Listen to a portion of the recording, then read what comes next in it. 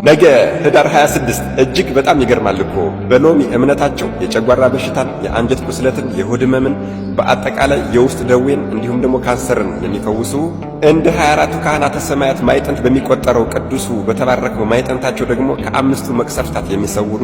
በተሰጣቸው ቃል ኪዳን ደግሞ በጸሎትህ አምኖ በቃል ኪዳንህ ተማጽኖ የለመነኝን በህሊናው ያሰበውን በኩላሊቱ ያመላለሰውን በልቦናው የወሰነውን እፈጽምለታለሁ የተባሉ የአንተን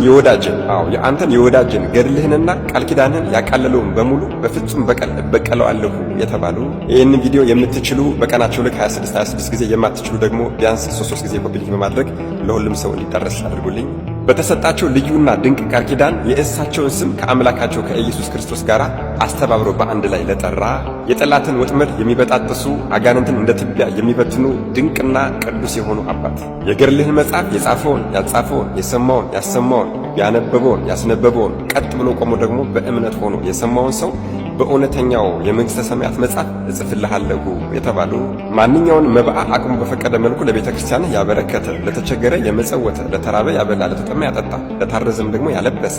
አቅም ባይኖረው አቅም ቢያጣ እንኳን ቀዝቃዛ ውሃን በስምህ ቢዘክር የፈለገውን የጠየቀኝን ያሻውን ነገር እፈጽምለታለሁ። እኔ አምላክህ በሰጠው ቃል ኪዳን ለሚተማመኑና ፍጹም በሆነ እምነት ለሚማጸኑ ሁሉ የፈለጉትና ያሻቸውን ነገር እንድትፈጽምላቸው ወደ እነሱ እንድትሄድ እኔ አምላክህ አማኔ በርዕሴ ብዬ ምዬልሃለሁ ያላቸው እኒህ ስም አጠራራቸው የከበረና የከበደ በሳምንት አንድ ቀን በሳምንት አንድ ቀን ቅጠልን ብቻ በመመገብ 40ና 80 ቀን ይጾሙ የነበረ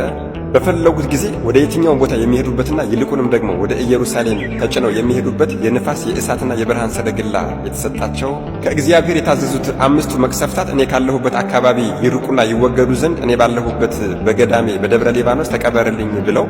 ሐዲስ ሐዋርያ ታላቁ አባታችን አባ አቡነ ተክለ ሃይማኖት የጠየቋቸው ከ500 በላይ ስውራን ቅዱሳን ከሮም ከግብጽ ከአስቄጥስና ከሲሃት በረሃ ቡራኬን ሊቀበሉ ወደ እርሳቸው ቢመጡ ሊቀ መላእክት ቅዱስ ሚካኤልና ሊቀ መላእክት ቅዱስ ገብርኤል እየተራዷቸው